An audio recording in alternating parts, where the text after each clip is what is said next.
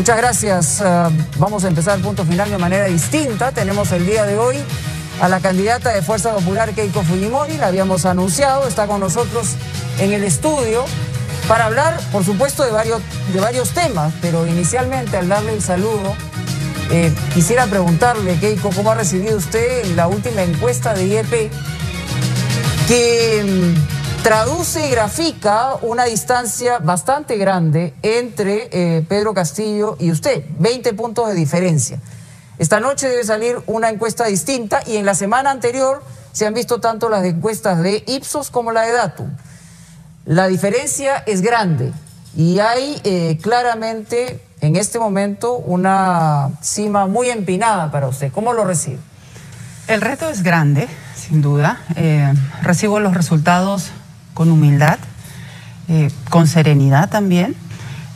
Sabemos que esta segunda vuelta para mí ha empezado hace 3 días en la práctica, cuando recién el juez me ha dado la autorización para recorrer nuestro país. Pero creo que acá lo importante es poder transmitir todas nuestras propuestas, llegar a los corazones de muchos peruanos que en primera vuelta han optado por otras opciones y que recién ellos están planteando o no se han decidido, recién están escuchando a ambos candidatos. Bueno, se habla de la segunda vuelta como una historia absolutamente distinta, pero yo creo que tenemos que partir de cosas bien concretas. Es decir, ¿qué cosa nos ha dicho la primera vuelta? La primera vuelta nos ha señalado que hay una desafección total por toda la clase política y que los respaldos han sido pequeños. La gran sorpresa ha sido Pedro Castillo de Perú Libre, evidentemente, y estamos tratando de conocer qué cosa hay detrás alrededor del señor Castillo. Pero entre él y usted, entre 18.9% y 13% hay casi 32%, es decir, casi un 70% de gente no los quería a ustedes en segunda vuelta. Entonces, la pregunta tiene que ver con...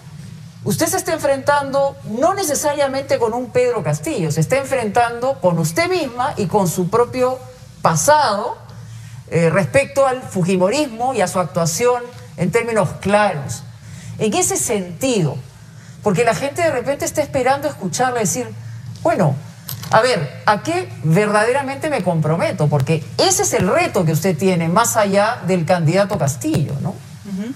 Sí, la elección de primera vuelta, Mónica, nos ha dado un mensaje muy claro de que todo está muy fragmentado, que no hay una postura o un partido que tenga más del 20%, y creo que eso nos obliga a necesariamente tender puentes, a buscar consensos, y por eso mi primer mensaje de aceptación de resultados fue plantear la unidad y no la división o la lucha de clases. Fue plantear un reencuentro de todos los peruanos. Ahora vamos a pasar a su pregunta sobre nuestro pasado, nuestra historia. Y sobre luchar con esa historia que han escrito ustedes mismos, sí, que ha escrito Keiko Fujimori. Sí, sin duda, y lo que yo represento, ¿no? A lo largo del gobierno de mi padre se han tenido logros importantes, pero también se han cometido errores y delitos. Y durante mi gestión como presidenta del Partido Fuerza Popular, en el último quinquenio se cayó pues en este círculo vicioso de la confrontación, y yo he reiterado en varias oportunidades mis disculpas y mi perdón, y no tengo problemas, Mónica, en volverlo a hacer las veces que sean necesarias. ¿Qué le pasó a usted? Usted se sintió todopoderosa. Eso es lo que ocurrió verdaderamente cuando tuvo el respaldo de 73 congresistas, y lo que nosotros vimos es una Keiko Fujimori que ostentó el poder y fue intransigente en relación a la situación que exigía el país. Quizá eso es lo que hoy le pasa factura a usted, más allá de un candidato que puede ser un candidato que está planteando una circunstancia anti-establishment. O sea, le piden a usted esa transparencia y qué cosa sería capaz de hacer usted eventualmente en el poder si tuviera nuevamente el poder, porque ahí está el problema. Yo creo que he cometido varios errores, ¿no? Lo he ido explicando a lo largo de la primera vuelta. El primero, pienso yo, fue el día de la elección y al quinto día, yo hice una conferencia de prensa reconociendo los resultados, Mónica. Muchos de los dirigentes de mi partido no querían que yo haga esa declaración y les dije, con o sin ustedes yo lo voy a hacer. Mi primer error fue no pedir en ese momento un recuento para que el resto de mi grupo político asimile mejor el resultado. Y claro, la pelea es de dos, Mónica. Yo asumo la responsabilidad de nuestro lado y por parte del expresidente Kuczynski, pues él amenazaba con llevarse congresistas, ¿no? Lo anunció además desde una entrevista desde el extranjero. Mi otro error fue aislarme y no explicar las cosas, porque esa conferencia de prensa que para mí significaba un mensaje a la militancia de nuestro país para desmovilizarlos, porque yo di la orden de que no hayan marchas, que se respete el resultado, unas personas lo interpretaron como que era una muestra de poder y no era ese mi objetivo. Mi objetivo era decir, todos estamos reconociendo los resultados. Militancia, simpatizantes, a todo el pueblo que me apoyó, por favor, reconozcamos los resultados. Pero se interpretó de otra manera. Pero la percepción fue otra. Así es, la percepción fue otra y ahí nuevamente mi error fue no explicarlo mejor, Mónica, y lo reconozco. Ya, y por eso estoy ahora tratando de explicar tantas veces sea necesario. Pero también hubo pues, los un gestos. tema de blindaje en el Congreso y una circunstancia que generó tanta inestabilidad. Y se lo digo con absoluta transparencia en el sentido de que hoy está disputando una segunda vuelta con alguien que también genera muchos temores, es decir, porque todavía, como le digo, no terminamos de conocer al señor Castillo y esperemos que en los próximos 42 días podamos hacerlo. Pero de usted hemos conocido muchos ángulos, ya sea desde su punto de vista como percepción o como realidad, que son absolutamente negativos. Por eso le decía inicialmente que su gran pelea en términos de votos es con usted misma y lo que ha representado. Entonces, ahí es donde la siguiente pregunta es, ¿qué va a hacer para revertir eso? Esta semana hemos tenido el respaldo generoso del doctor Mario Vargas Llosa y la preocupación de muchos ciudadanos como él es sobre todo salvar y fortalecer la democracia. Entonces, yo le he señalado claramente, cuando él hizo la publicación de su nota, lo llamé, conversamos con mucha cortesía y me comprometí con él y con nuestro país a respetar absolutamente la democracia, como lo vengo haciendo, Mónica, a lo largo de mi carrera política, ser muy respetuosa con la libertad de expresión y la libertad de prensa. De mí se han dicho muchas cosas a lo largo sobre todo en los últimos 20 años, ¿no? Pero jamás han visto que yo haya puesto una denuncia, una demanda, ni nada por el estilo. Seré muy respetuosa de la independencia de poderes y todo eso, bueno, se lo he explicado al doctor Mario Vargas Llosa y a quienes me están apoyando, a quienes me están llamando, a quienes me escriben, pues siempre voy a trabajar para poder fortalecer nuestra democracia, porque creo que el riesgo viene por el otro lado. A ver, en el caso de justamente recibir estos saludos y estos respaldos, usted ha tenido una distancia y una diferencia enorme con su hermano Kenji Fujimori, y hoy él ha aparecido en redes sociales saludando su candidatura. ¿Ustedes han conversado? ¿La ha sorprendido? ¿Hay una reconciliación familiar y política con él? Agradezco, permítame también señalar el respaldo de Rafael López Aliaga, el respaldo de Álvaro Vargas Llosa, de Pedro Cateriano, con quienes tenemos muchas diferencias. Y ayer, efectivamente, sí me sorprendió. el respaldo de mi hermano Kenji. ¿Lo habían conversado? ¿Habían hablado? ¿Habían tenido algún acercamiento? ¿Su padre de algo tiene que ver con esto? Yo le he pedido disculpas a mi hermano públicamente y me imagino que él las ha escuchado, pero yo creo que el respaldo que él ha señalado va más allá de Keiko, ¿no? El respaldo que él está dando lo hace por el Perú.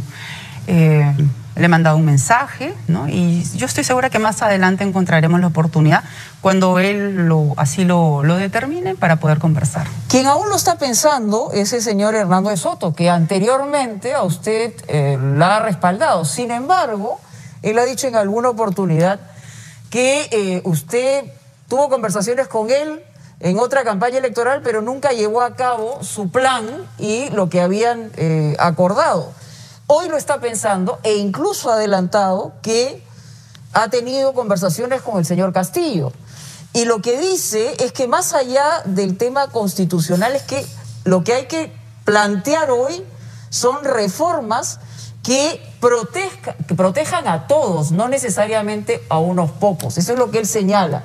Que usted está pensando como antes de la pandemia, no después de una pandemia. Entonces, sus planteamientos no le están llegando a él, eso es lo que él señala. ¿Qué le dice a Hernando de Soto? He conversado con él, entiendo que él está analizando los... O sea, ¿también ha conversado con él? Sí. O sea, él ha conversado con Castillo y con usted. Sí. Ya. Y entiendo que están evaluando los dos planes de gobierno. Yo creo que son bastante claras las ideas que tenemos en Fuerza Popular y las ideas que tiene el señor Pedro Castillo. De nuestro lado, Mónica, buscamos convocar a técnicos, a diferentes políticos, porque me faltó contestarle su pregunta sobre cuál es el tipo de gobierno que nosotros planteamos. No planteamos un gobierno de Fuerza Popular, soy absolutamente consciente, Mónica, y eso lo ha señalado Raúl Díaz Canseco, a quien también le agradezco su respaldo. Yo ya no solo represento al fujimorismo, yo represento a quienes no quieren el comunismo, y soy consciente que la convocatoria de un futuro gobierno, si es que el pueblo peruano me da la confianza, tendrá que ser muy abierto y tendrá que tener colores partidarios de diferentes grupos políticos que nos permitan generar el consenso dentro del Congreso de la República. Por ejemplo, si ustedes llegaran a ser gobierno, a revertir, digamos, lo que hoy muestran las encuestas, ¿en quién estaría pensando usted como presidente del Consejo de Ministros o un personaje que no necesariamente coincida con el fujimorismo y que tenga que ver con el manejo del gobierno? Es decir, no Keiko Fujimori si llega a la presidencia, no los fujimoristas, sino quién o quiénes o cuál sería el perfil de ese personaje. Sí, yo ahí prefiero no, digamos, hacer nombres específicos, ¿no? Porque esta campaña de segunda vuelta recién empieza. Sin embargo, sí le puedo decir que el perfil que se buscaría para un futuro premier va a ser alguien sin duda no fujimorista, con peso propio, con trayectoria, con capacidad técnica, pero también capacidad política, que sea una persona convocante, ¿no? Dialogante, y que genere estos espacios, sobre todo lo que yo he visto a lo largo de los años que vengo recorriendo nuestro país, hay un estado de abandono, hay una indignación de parte de la población que se siente abandonada, se siente indiferente, se siente invisible frente al Estado, que durante años no han hecho nada, y encima le sumamos la pandemia, pues el dolor, la tragedia es doble para ellos. Pero justamente, entonces ahí, perdóneme, Mónica, lo que buscamos es convocar a los mejores, para que desde el primer día trabajemos en la reactivación económica, en cambiar los protocolos para combatir y controlar este virus y esta pandemia, porque nuestro objetivo es salvar la vida, salvar la economía de nuestro país y devolverle la credibilidad a las personas. Lo que mucha gente me dice cuando viajo es: señora, regrese y señora, cumpla con su palabra. Cumpla con su palabra, porque evidentemente pues nadie ha cumplido con su palabra en muchas décadas aquí en el Perú.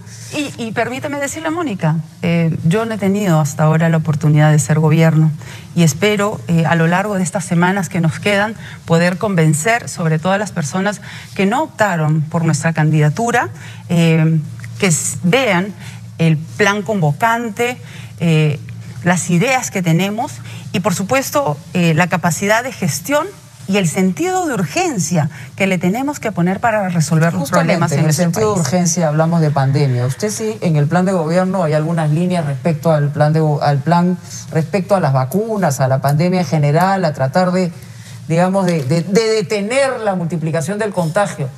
Pero ¿cuál sería la gran diferencia de lo que se está haciendo el día de hoy? Nos han hablado ustedes de pruebas moleculares, he escuchado a la gente que la acompaña, pero más allá de eso, se tiene que replantear la estructura sanitaria del país. ¿Cómo lo harían ustedes? Sí, tenemos una mirada integral. Creo que las pruebas rápidas, lamentablemente una de las peores decisiones del expresidente Vizcarra, lo que generó es ponernos una venda en los ojos y no saber quiénes son las personas realmente contagiadas. Entonces, planteamos aplicar pruebas moleculares, 70.000 pruebas moleculares por día gratuitamente, de tal manera que no solamente sepamos quiénes son las personas contagiadas, sino tengamos una política de rastreo para saber exactamente cómo controlar el virus. En segundo lugar, la construcción de plantas de oxígeno, Mónica. Ahí también el señor Vizcarra se equivocó cuando no permitió inicialmente que la empresa privada participe en la construcción rápida de estas plantas. Hemos dicho que vamos a construir por lo menos 100 plantas de oxígeno a nivel nacional. Ya, pero eso toma un tiempo. Sí, pero ya estamos trabajando en ver los plazos, los tiempos, de dónde lo traemos, en qué sitios se van a hacer. De eso se está encargando el doctor Bustamante. Distribuir gratuitamente el oxígeno a través de las Fuerzas Armadas y en las zonas más alejadas entregar concentradoras de oxígeno. Luego viene el tema de la atención primaria. Porque en nuestro país no solamente las personas han perdido la vida por el COVID. Se calcula que la mitad de ellos han perdido la vida porque no tuvieron la oportunidad de ingresar a un centro de salud. Entonces, tenemos que ampliar rápidamente las postas médicas, los grandes hospitales, como hemos visto en otros países, donde se levantan hospitales de emergencia en 10, 15 días. Yo sé que en nuestro país no será en 15 días, será en un mes, pero tenemos que hacerlo rápidamente. Y por último, y lo más importante, que es algo que me dicen cuando estoy reunida con las personas, señora, las vacunas, ¿no? ¿Sí? Bueno, dice el gobierno de Sagasti va a dejar 48 millones de vacunas. ¿Qué van a hacer ustedes? Ojalá que lo cumpla, porque hasta ahora lo que vemos son solamente promesas, ¿no? Y vemos... Bueno, las vacunas ya han comenzado a llegar, hay que también ser rigurosos en esa respuesta. Y yo lo he saludado. Yo he saludado al presidente Sagasti cuando han empezado a llegar los primeros lotes, pero creo que todavía está muy lento y eso es algo que tenemos que agilizar. Y ahí yo soy muy crítica de este Congreso, pero la semana pasada han aprobado una ley que creo que es muy importante, que es la convocatoria de otros sectores para la aplicación de la vacuna. El Estado se tiene que encargar de su primera línea de la población vulnerable, pero aquí no se puede ver como que esto es una competencia, sino se tiene que tener una mirada de sumar esfuerzos. Y ahí vamos a convocar... ¿Al sector privado? Al sector privado. ¿Cómo, no? Para vacunar gratuitamente. Yo he leído el dictamen que se ha aprobado en el Congreso de la República y creo que es un primer buen paso, pero en su reglamentación debería estar claramente señalado que el sector privado puede aplicar las vacunas de manera gratuita. Y también permitir que las iglesias, los gobiernos regionales y gobiernos locales puedan ayudarnos en este esfuerzo. Ahora, en este debate de, por el lado del señor Castillo, una asamblea constituyente, por el lado del fujimorismo, mantener como está la Constitución del 93, ustedes también tienen que tener, digamos, la audacia de leer que la gente quiere cambios y quiere reformas. Empezando, yo no hablo del modelo, pero sí hablo de que efectivamente las oportunidades crezcan para esa gran mayoría que está postergada y que hoy se siente absolutamente abandonada y es capaz de mirar una opción que puede generarle un cambio, cualquiera sea. ¿Qué cambio generarían ustedes? Lo que plantea mi contrincante es un salto al vacío. Lo que nosotros planteamos es un cambio hacia adelante. ¿Tenemos que cambiar la estructura del Estado? Sí. ¿Cómo? Tenemos que hacer que los funcionarios, por ejemplo, ¿no? Yo pregunto, cuando he estado en diferentes regiones, sobre todo en el campo, antes los funcionarios técnicos viajaban, caminaban, les daban capacitaciones, les llevaban semillas mejoradas. Eso se ha dejado de lado. Los programas sociales que funcionen bien, no importa quién los haya creado, empezaré por Pensión 65 del expresidente Ollantumala, hay que repotenciar, hay que ampliarlo. Los niveles de pobreza se han incrementado. El programa Juntos del expresidente Toledo también. Pero así como esos, tenemos que repotenciar Pronamach para llegar al campo. Repotenciar Foncodes a través de sus pequeñas obras y sus núcleos ejecutores permitieron llegar con eficiencia a las zonas que más atención y necesidades tenían. ¿Cómo promover las inversiones y cómo evitar que hayan más Odebrecht? ¿Cómo evitar que hayan circunstancias de esa naturaleza que los ha, digamos, afectado a todos, incluyendo a usted misma, en una investigación que sabemos todo va a tener que continuar? Después podemos hablar del tema, pero lo cierto es que la gente lo que dice es: ¿qué va a pasar con estas grandes transnacionales? ¿Cómo van a responder a eso? ¿Cómo se va a generar la inversión sin que haya ese nivel de corrupción que nos ha afectado a todos los peruanos antes de la pandemia y ahora con mayor razón dentro de la pandemia? Hemos señalado claramente que el Estado no puede ni debe hacer contratos con empresas corruptas. Para eso también tenemos que fortalecer a la Contraloría, que permita no solamente tener mayores presupuestos, sino un control concurrente, capacidad sancionadora para separar a los funcionarios de manera inmediata. Hoy que la pandemia pues, nos está permitiendo utilizar herramientas tecnológicas, pensamos implantar el programa Transparencia 100% para que en todos los procesos de adquisiciones y de compras del Estado participe la prensa y también la ciudadanía. Pero ¿cómo lo plantea? ¿Como una reforma digital de transparencia para acceder a la información en tiempo real? Y así es, y para que todos los procesos de adquisiciones, no solamente del gobierno central, sino también de los 3 niveles de gobierno, todo se haga de manera transparente. Pero eso y de manera ¿está recogido virtual en el plan de gobierno? Sí, transparencia 100%, sí. Ok, todo eso como título.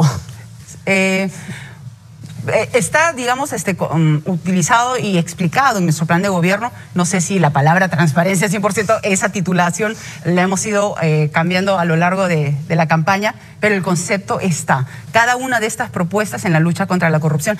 Pero acá vuelvo a retomar algo importante, Mónica. El programa, por ejemplo, Foncodes, que fue premiado por el Banco Mundial en el año 2002, utilizaba los núcleos ejecutores. Se elegían sus dirigentes a través de las comunidades y estos núcleos ejecutores no solamente se encargaban de definir la obra que se necesitaba, sino también de fiscalizar. Y es ahí donde debemos de convocar también a la ciudadanía en los procesos de fiscalización. Hay un tema que desarrolla su plan de gobierno, es que propone revisar la causal de vacancia presidencial por incapacidad moral. Bueno, hemos visto lo que ha ocurrido. Y también el mecanismo de la cuestión de confianza. Es decir, son 2 temas que nos han generado, primero con el Congreso, que tenía la mayoría fujimorista, y segundo, con este Congreso, después de la disolución del primero, que nos ha tenido a todos los peruanos en una circunstancia horrorosa, en medio de la peor emergencia de los últimos tiempos. Entonces, ¿cómo responder a eso también? Sí, hemos dicho reformas constitucionales se pueden hacer, se pueden evaluar, hemos aprobado ya algunas y es importante generar esos espacios que nos permitan el cambio. Ahora, el cambio sobre todo se tiene que dar en la capacidad de gestión. Yendo a su pregunta con referencia a la reforma constitucional sobre la relación entre los poderes, del Poder Ejecutivo y el Poder Legislativo. Justamente por todas las crisis políticas que hemos tenido, en el penúltimo proceso de vacancia del señor Vizcarra, yo me pronuncié en contra. Abiertamente me criticaron, sobre todo militantes y seguidores de nuestro partido, pero yo consideraba que no procedía ese primer pedido de vacancia. Y es ahí donde empezamos a cuestionarnos nosotros mismos cuál debería ser la relación entre ambos poderes. Recuerdo también que antes del cierre del Congreso, nuestro secretario general Lucho Galarreta sostuvo, junto con otros dirigentes de otros partidos, diferentes conversaciones con el ex premier Salvador del Solar. Y se apostaba a eso, a un diálogo, y se apostaba a ciertas reformas justamente que acoten tanto la solicitud de vacancia como las cuestiones de confianza, ¿no? Porque eso es lo que hemos tenido de ambos lados. Esa es una reforma a la que nosotros apoyaremos, pero somos conscientes que tenemos 24 representantes. Exactamente, y se necesitará... van a tener que hacer alianzas con 4 o 5 distintos grupos políticos dentro del Congreso, cosa que no va a estar fácil para ninguno, cualquiera que suba a la presidencia. ¿No? Sí, yo creo que ahí se van a tener que tener muchos gestos de parte de todos los grupos políticos.